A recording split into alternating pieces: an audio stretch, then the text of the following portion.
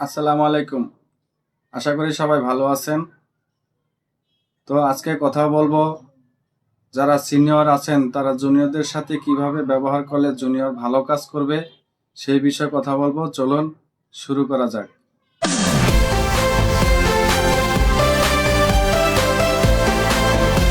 প্রথমত বলবো যারা জুনিয়র আছেন তারা আপনার সিনিয়রদের সাথে কিভাবে আচরণ করলে সিনিয়র ভালো থাকবে।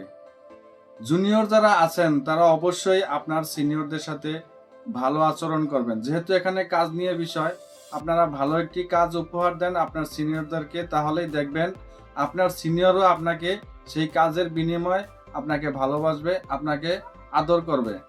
দ্বিতীয়ত বলবো যারা সিনিয়র আছেন তারা আপনার জুনিয়রদের সাথে কিভাবে আচরণ করবেন।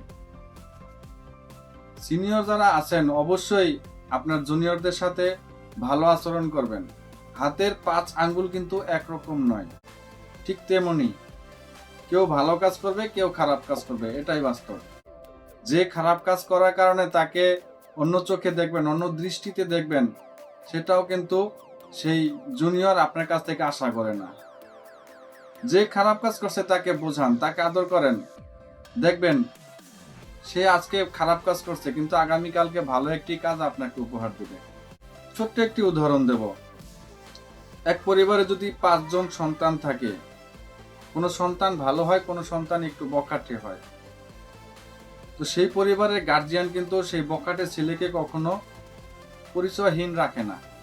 আপনাকেও আপনার জুনিয়রদেরকে সন্তান সমতুল্য মনে করতে হবে। যে খারাপ কাজ করছে তাকে বাদ দিয়ে যে আপনি অন্য পরিচয় দেবেন, তাহলে কিন্তু সেটা ঠিক হবে না, আপনার জন্য সেটা কাম্য নয়।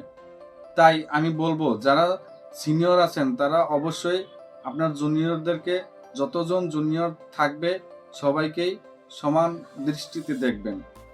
তো আজকে এই পর্যন্তই। ভালো থাকবেন। আল্লাহ হাফেজ।